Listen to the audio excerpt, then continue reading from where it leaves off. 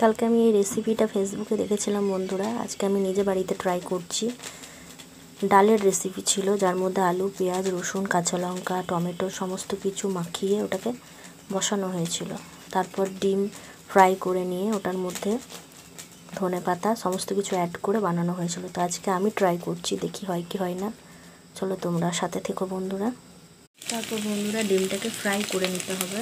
তারপর যেটা করব, একটু পাঁচফোড়ন আর একটা শুকনো লঙ্কা ফোড়ন দিয়ে দিতে হবে। তারপর বন্ধুরা আমি একটু টমেটো অ্যাড করে নিয়েছি। টমেটোটা একটু সেদ্ধ হয়ে গেলে বন্ধুরা ডালটা এর মধ্যে অ্যাড করে দেবো।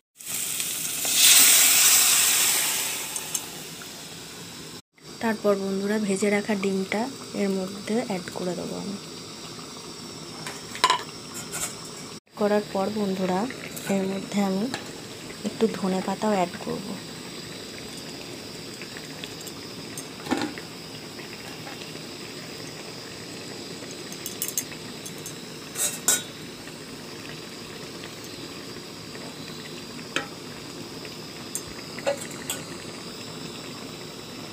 তো চলো বন্ধুরা, আমার ডালের রেসিপি বানানো হয়ে গেছে। এই রেসিপির নাম আমার ঠিক জানা নেই, তোমাদের যদি কাউরি জানা থাকে তো কমেন্ট বক্সে জানিও।